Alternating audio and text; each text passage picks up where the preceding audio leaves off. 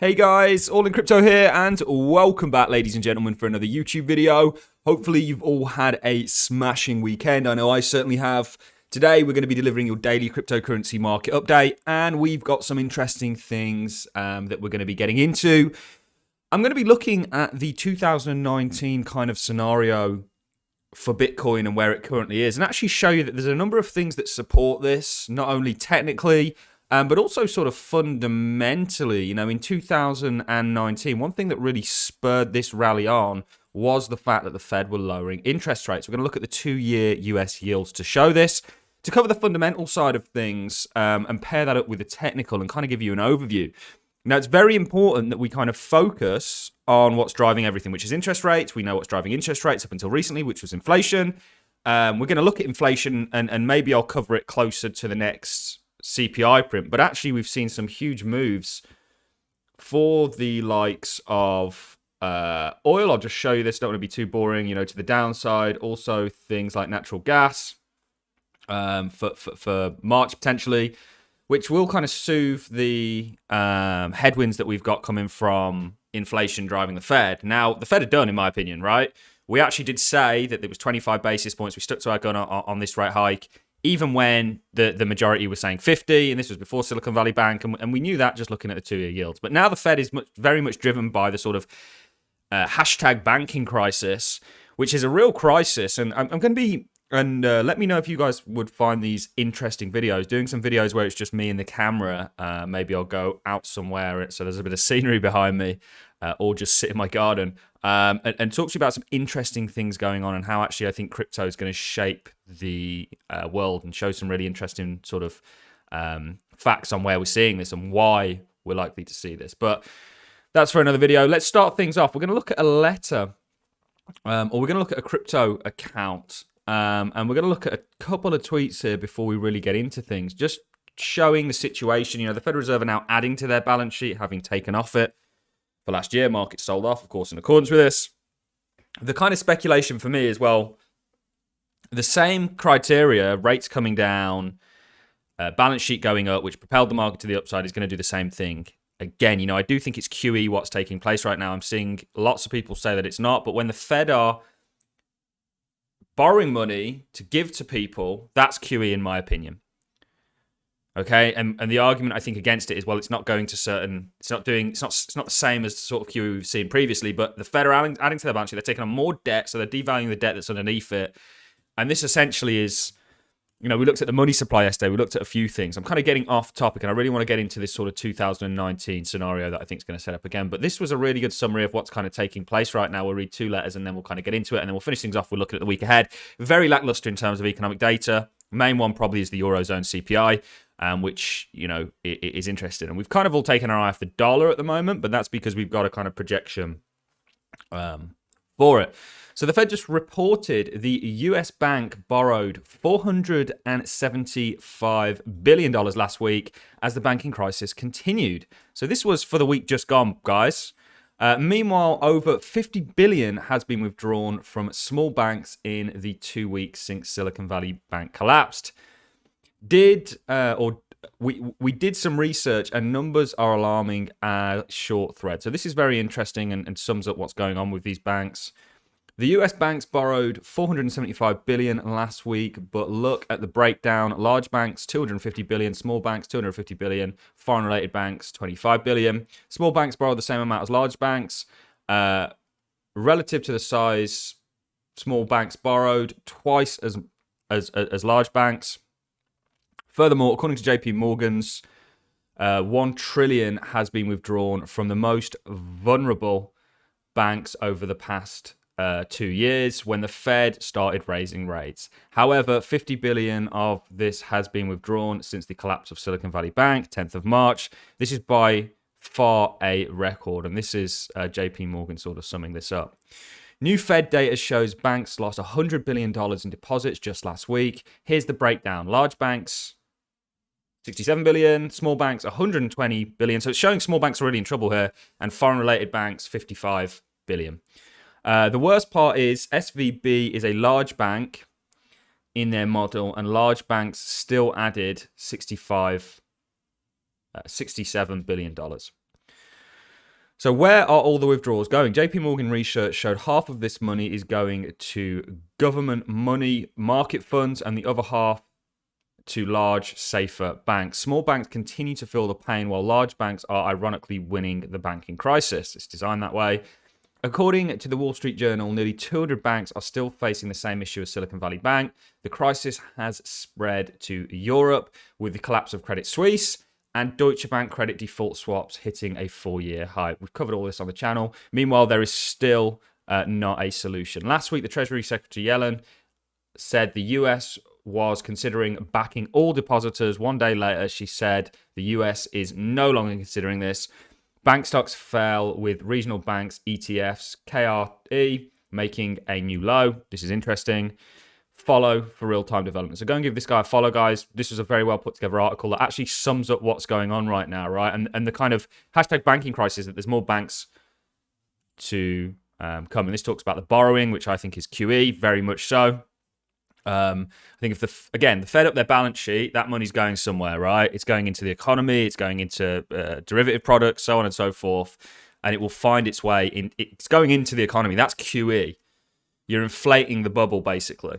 And actually, they've taken out 2/3 of what they took away.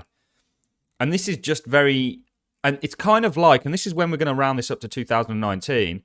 They've tried to up interest rates before, right? And it just simply didn't work. They got to 2.5% in 2018-19, and they had to bring it straight back down because the repo market stopped working. And then subsequently after that, we had the yield curve. Subsequently after that, we had the March 2020 crash. This scenario that we've seen play out, to me, looks likely to play out again. Even in regards to the fact that there's a crash coming down the line.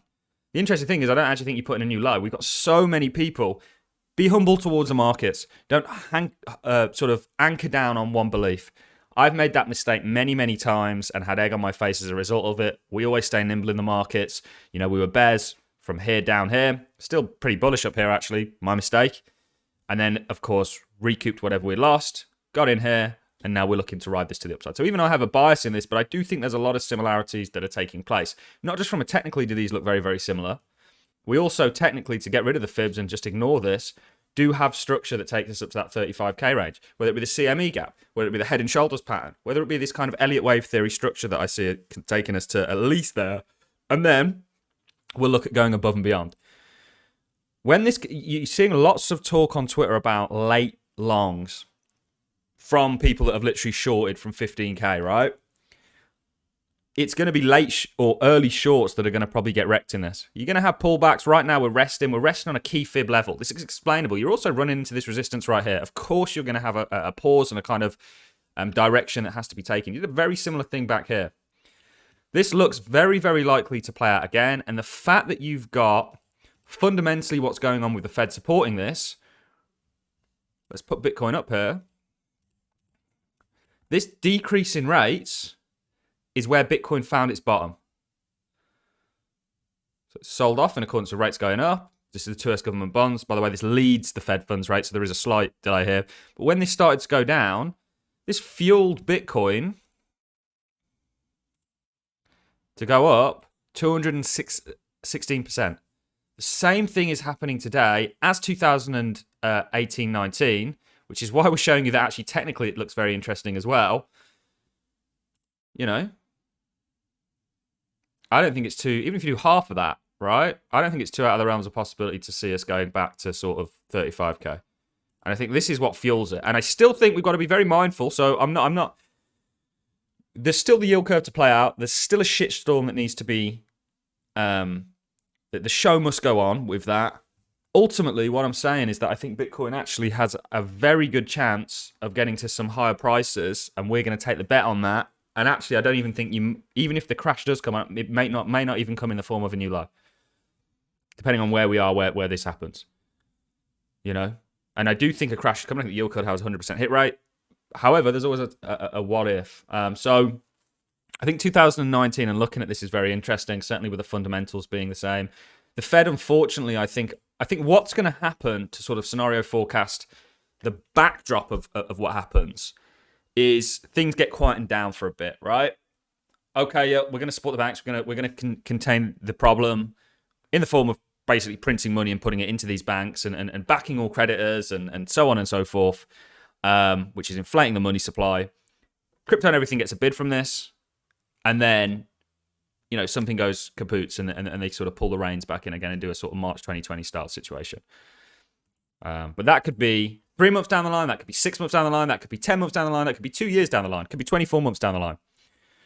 You just don't know. But there is a danger, but I think actually crypto looks very much set to the upside. And we're going to take that bid. There does seem to be, this was a rejection from Custodia Bank, who requested to join the Fed system. They're basically getting denied for their involvement with crypto assets. The regulation on crypto assets is a joke. They don't know whether they're coming or going. And ultimately, I do think this will have to get resolved. But it looks like the US government's losing the battle on this and are well behind. But yeah, so this is essentially what I think is going to take place. Again, I think fundamentally this is supported. And I also think the same thing that drove markets to the downside, markets sold off in preparation of this going up. Okay, so the second this started going up, bearing in mind this front ran the Fed funds, so the Fed funds probably didn't go up until here. Markets would have front ran this. Now this is going down. Markets are front running it again. And I think they're going to continue to do so as this makes its lower low. And I think this is an end of the 2-year yield, which means the end of Fed funds rate. And if you look at what's being priced in, it's very much that. There was some news that actually one of the Fed members has scrapped the sort of 2% inflation targets because they know for them to get there, they'd have to completely implode the economy and the dollar system. Now to wrap things up, guys, as it's Sunday, I don't want to keep you on for too long. Monday, German IFR. I'm not even going to bother reading all these guys, but really the main one to watch is the Eurozone CPI and also maybe the US home sales. They'd be two big ones for me. But it's a lackluster week in terms of economic data. We'll see. In my opinion, Bitcoin, it's just a matter of time before it breaks through here. And then once it's cleared this little congestion period, if you look at your volume by price, we've got quite a lot of volume here in compared with what's, just drawing the volume by price and then see if I actually have got a photographic memory. Not. Yeah, you can see you've got slightly out of volume here and then you've got very lackluster volume. Won't be long before you're back into these levels. For me, 35k is a target for Bitcoin. I think Bitcoin's leading the pack as it always does as smart money accumulates. Just to take the draw off here in case I've got anything on. Altcoins like Polkadot will follow, in my opinion. You'll maybe put on some sort of a bottom here, slightly higher right butt cheek than your left, and look for that continuation. And a number of other altcoins out there that we watch. If you guys want to find out what I'm buying, where I'm buying, feel free to join the Patreon. On that note, guys, I'm going to love and leave you. If you enjoyed the content, like us, appreciate it as a comment, and I'll catch you in the next one. Thanks a lot for watching, ladies and gentlemen. See you in the next.